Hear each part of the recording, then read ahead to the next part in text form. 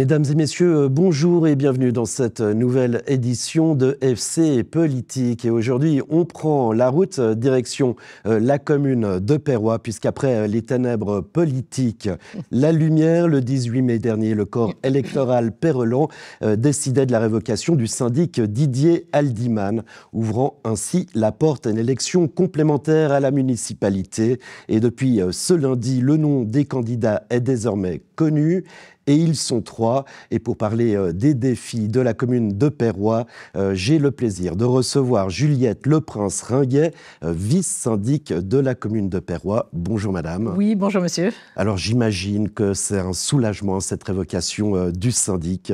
Oui, alors vraiment un soulagement. Mais pour l'ensemble des Perrelans, qui d'ailleurs, par le résultat du vote qui est très clair, je crois on avait assez des histoires tristes politiques qui malheureusement font un peu la une des journaux ces derniers temps, et alors que ça ne correspond pas du tout à l'esprit du village. Oui, vous avez déclaré, la population avec sagesse a montré son envie claire de retrouver le calme politique, une citation dans 24 heures. C'est ce qu'on vous dit dans la rue?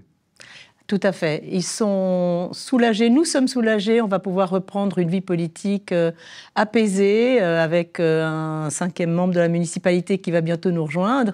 Et ça, on s'en réjouit vraiment beaucoup parce qu'effectivement, travailler à 4. Alors déjà, quand on a commencé cette législature, nous étions 4 nouveaux municipaux, ne connaissons pas très bien le fonctionnement de l'exécutif, et donc il a fallu s'adapter à une situation complètement dysfonctionnante qui était l'œuvre d'une seule personne, mais qui a mis un peu le feu aux poudres.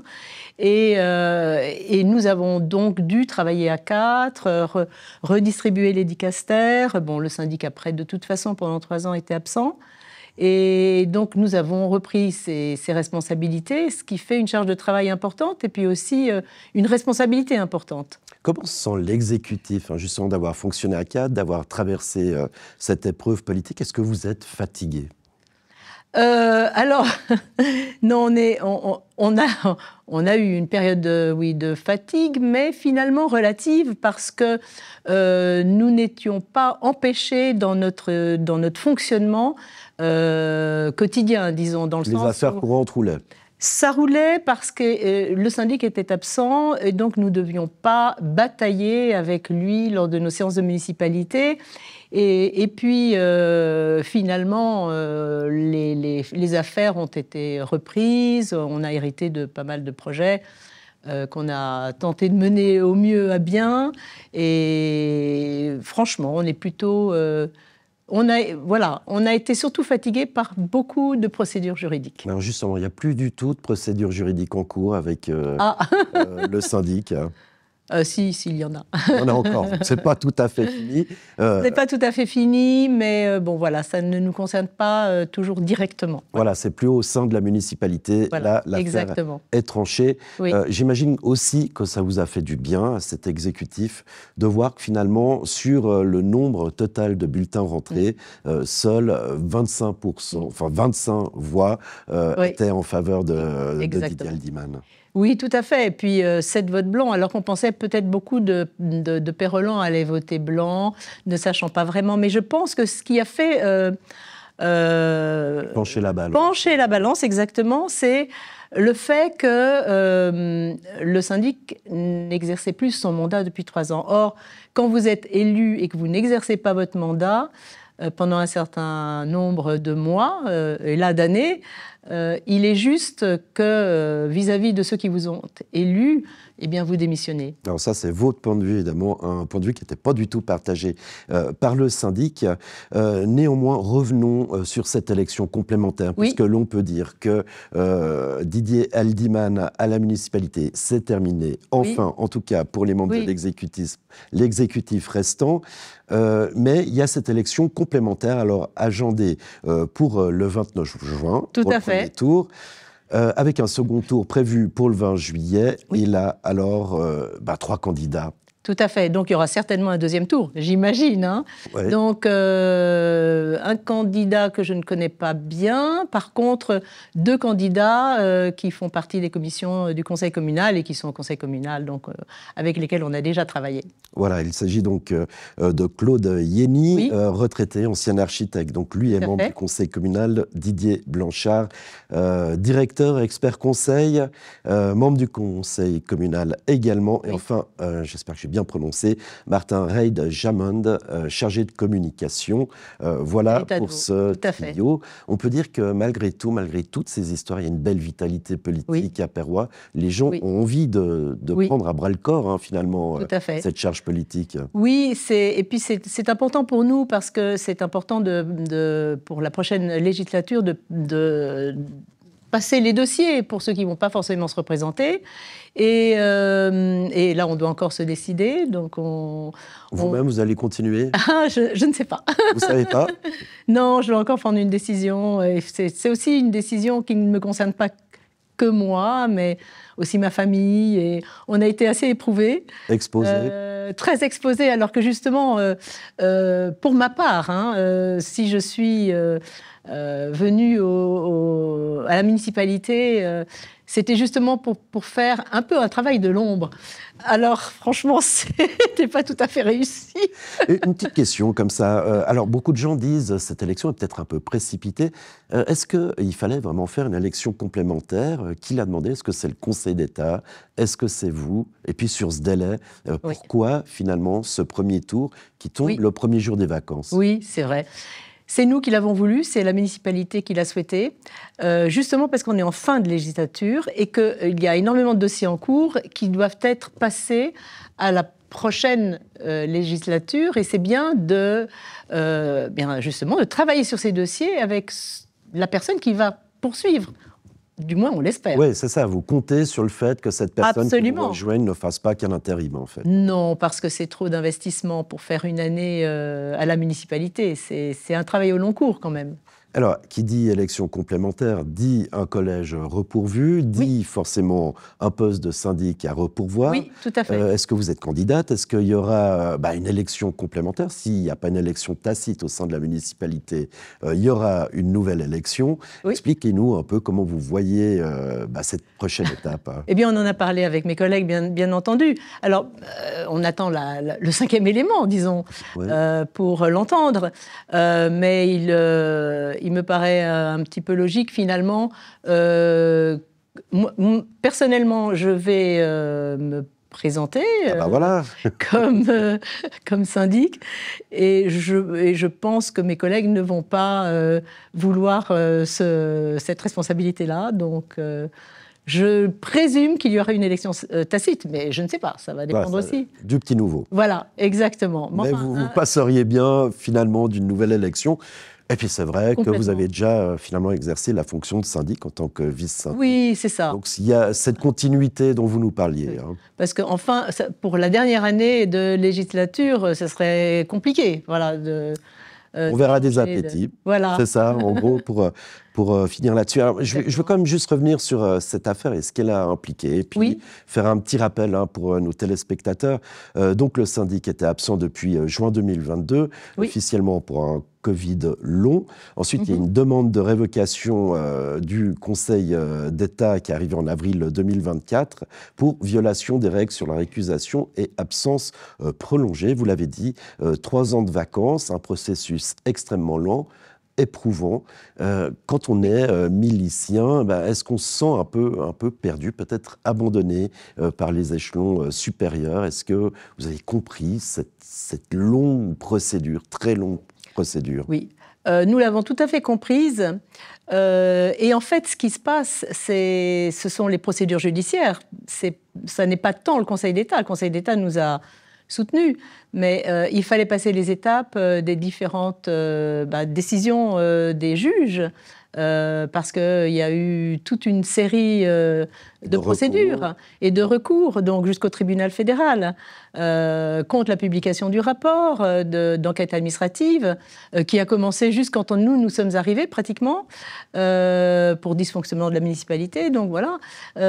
Donc là, il y a eu recours jusqu'au tribunal fédéral, et puis après la décision du Conseil d'État d'entrer en matière pour cette procédure de révocation. Là aussi, il y a eu recours. Donc vous voyez, ce ne sont pas nos autorités cantonales, mais ce sont les procédures judiciaires qui prennent du temps. Et encore, je dois dire, j'ai trouvé que c'était relativement rapide. Alors tout le monde prenait cette affaire avec des pincettes. Néanmoins, quand on est milicien, vous l'avez dit, 4 membres sur 5 étaient des novices à l'exécutif. Est-ce qu'on n'en a pas un peu marre? Est-ce qu'on n'a pas envie de tout envoyer valser, pour le dire comme ça? Oui, on aurait pu démissionner. Non, c'est pas notre genre. Et provoquer des élections oui, non, mais vous savez, alors après, quand on est élu, eh bien, il faut assumer jusqu'au bout. Enfin, c'était notre point de vue à nous 4. Hargne peut-être aussi contre cette personne non. qui sait que vous ne lâchiez pas. Non, on n'a pas de... Non, franchement, on sait, ça fait partie. Voilà, on a des réalités différentes et des besoins et des envies différentes. Bon, malheureusement, on ne peut pas cumuler ou juxtaposer ou opposer intérêt privé et intérêt public. Voilà, c'est prendre ça, de la hauteur. Il faut prendre de la hauteur. Et puis aussi, nous, on est très heureux de travailler ensemble, tous les 4. Donc ça aussi, ça nous donne comment dire, on a un soutien, on a envie de continuer. Et puis on ne veut pas lâcher l'affaire au milieu du gué, parce que quelles auraient été les conséquences? C'était une trop grande responsabilité, un trop grand risque. D'accord, écoutez, c'est tout à votre honneur. En tout cas, c'était une première cantonale. Oui. Et puis, il y a cette nouvelle loi sur les communes dont l'avant-projet a été présenté, une révision totale de cette loi sur les communes. Alors, j'imagine que vous êtes peut-être rentré dans les détails, peut-être pas. Est-ce que vous avez fait une première lecture de cette loi et est-ce qu'elle convient à Perrois? Alors, il y a une volonté quand même de regroupement des communes. Donc là, pousse à la fusion. Voilà, on est poussé à la fusion. Alors après, je ne sais pas ce que les Pérols en pensent. Mais il y a une identité pérolane et puis ça, tout le monde y tient. Très forte, oui, je dirais. Vous voyez, toute cette actualité aussi, ça fait partie de notre identité. D'une certaine façon, on en hérite. Mais aussi, voilà, le village qui date de l'an 1000, même avant, enfin, ses vignes, son paysage, ses habitants. Qui a un atout, mais qui a un malus aussi, on va peut-être le voir tout à l'heure. Mais donc ce côté de pousser à la fusion, alors ça vous déplaît un peu. On dit aussi que les autorités sont un peu bénies oui par rapport au canton, qu'elles n'ont plus beaucoup de marge de manœuvre. Alors, c'est vrai que l'autonomie communale, on y tient, et c'est ça qui fait la particularité du système politique suisse. C'est ça qui fait sa beauté et son intérêt. Et son intérêt aussi pour les miliciens comme nous, de se présenter à la municipalité, à l'exécutif ou au conseil communal, au législatif, ça dépend, mais justement parce qu'on a une certaine autonomie, si finalement on en a beaucoup moins, ça devient beaucoup moins intéressant, mais c'est vrai qu'il faut aussi se professionnaliser. C'est pour ça qu'il est très important que dans une équipe exécutive, eh bien, il y ait un ensemble de compétences. Donc nous, les compétences sont indispensables pour réussir. Ce regroupement, notamment sur le boursier, avec un taux d'occupation à X%, voire la possibilité qu'il soit formé pour plusieurs communes, ça vous on va le dire. Oui, je pense que plus on est formé, mieux on est préparé. Alors après, l'obligation pour les toutes petites communes, ça peut être un peu compliqué. Pour nous, ça serait envisageable.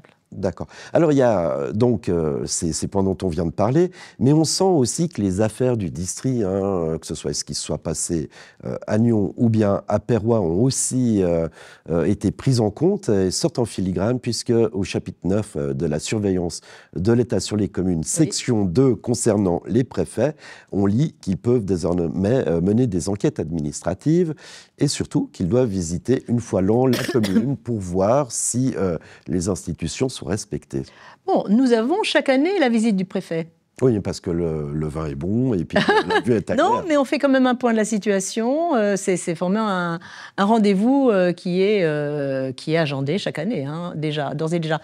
Mais pour la nouvelle, enfin, dans le cadre de la nouvelle loi sur les communes, les préfets, je ne sais pas comment ils vont parvenir à gérer toutes leurs nouvelles responsabilités, hein, parce que ouais, c'est extrêmement très dense. important. Et déjà maintenant, bon, ils ont parfois du mal à suivre leur dossier rapidement parce qu'ils sont débordés. C'est très compliqué. Franchement, Ce qui va être compliqué pour eux, c'est de trancher aussi, hein, finalement, parce que déjà, ils doivent faire respecter. Hein, ce sont les délégataires du Conseil d'État dans les districts. On a vu dans votre cas qu'il avait fallu faire appel à un préfet, enfin une préfète externe au district.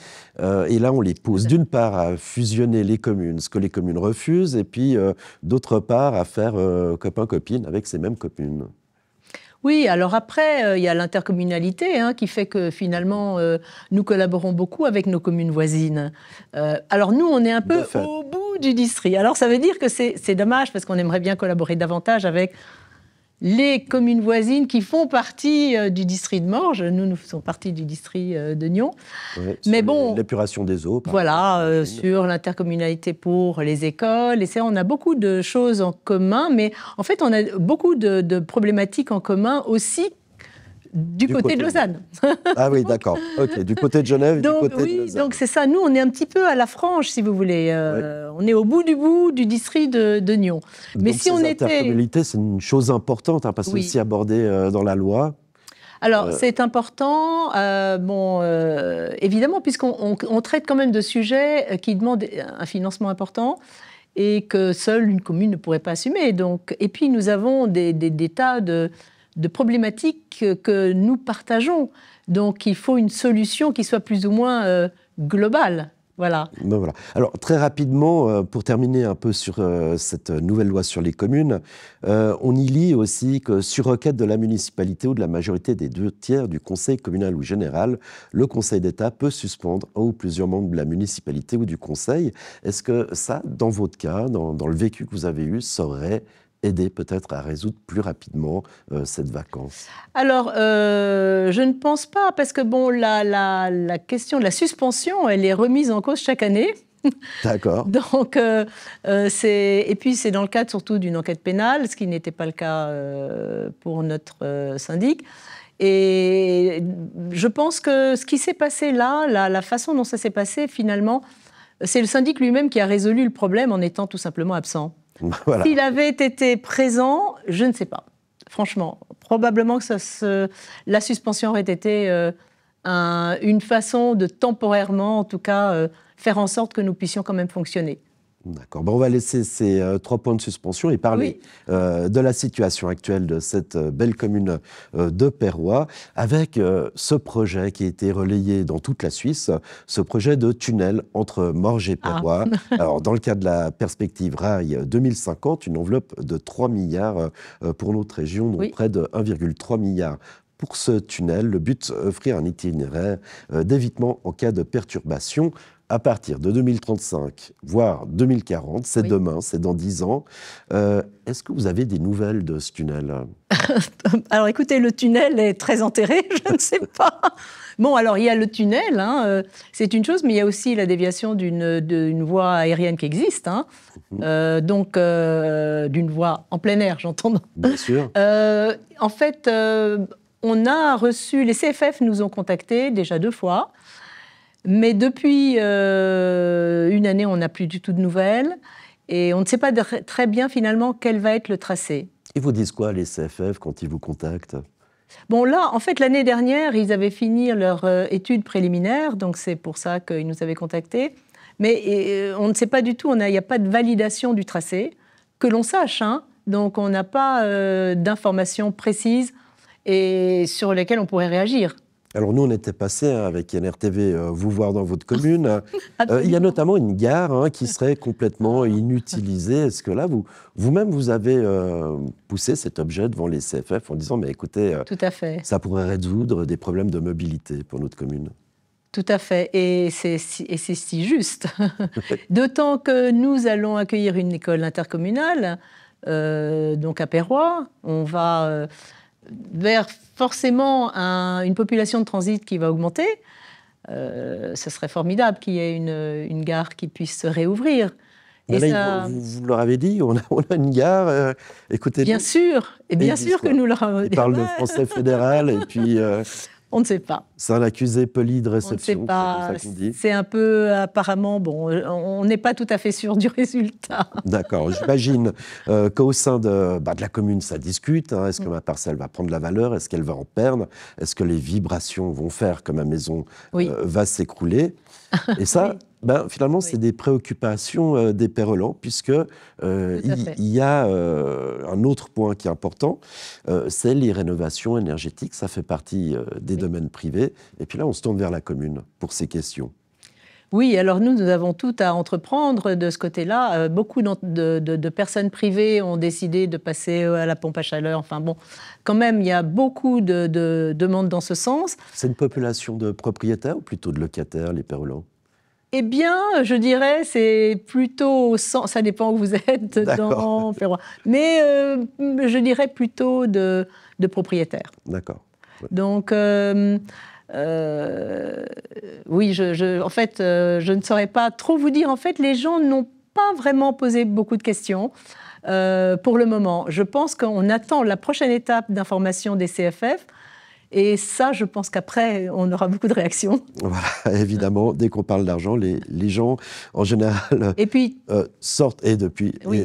Et travaux aussi, parce qu'en fait, mis à part la valorisation d'un terrain, les questions liées à ça, mais c'est aussi, ce sont toutes les nuisances qu'engendrent des travaux qui peuvent devenir absolument infernales. Donc, il faut, voilà, on aimerait bien en savoir plus. Voilà, c'est un message qu'on adresse au CFF. Perrois aimerait en savoir plus sur ce fameux tunnel. Et puis, nous aussi, l'état d'avancement des projets.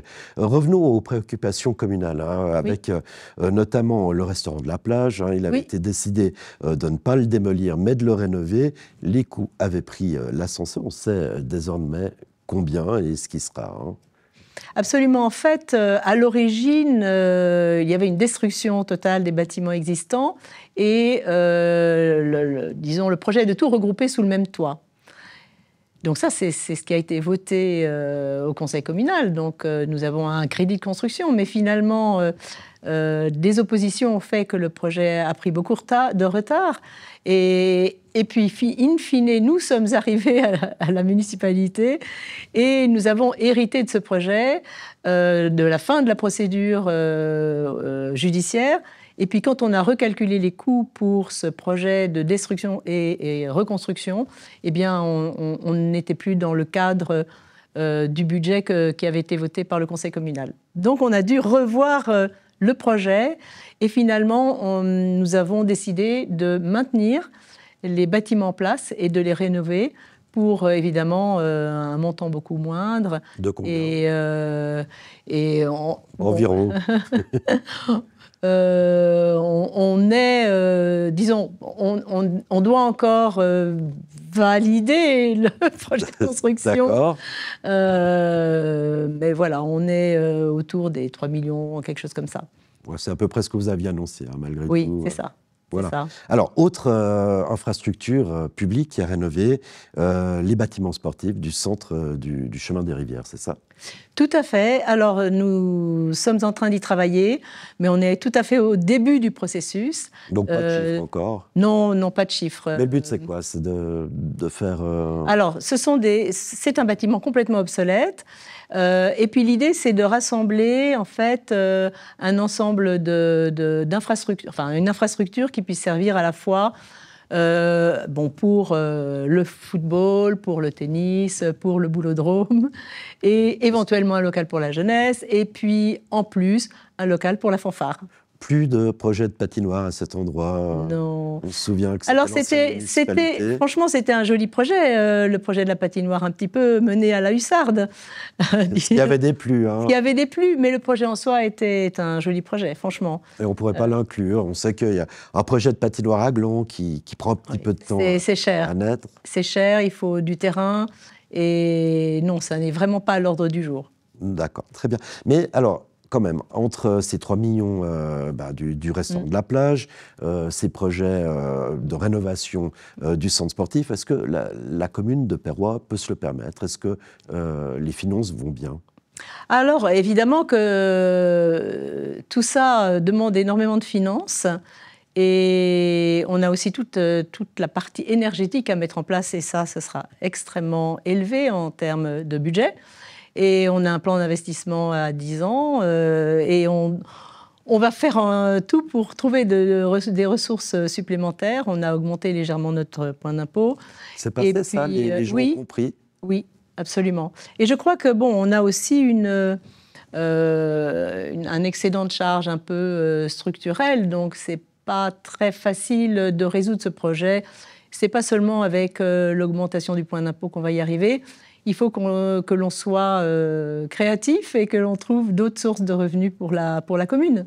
Voilà, l'excédent de charge au budget 2025 est de 633 000 francs pour des charges totales d'environ 10 300 000 francs. Ça, c'est pour le budget 2025.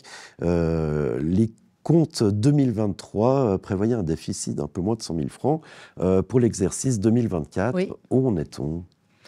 Eh bien, on en est environ à peu près à ce qu'on avait prévu. Donc, et là, ce sera présenté justement au Conseil 880 000 francs, c'était? Non, alors non. On est beaucoup moins en excédent de charge.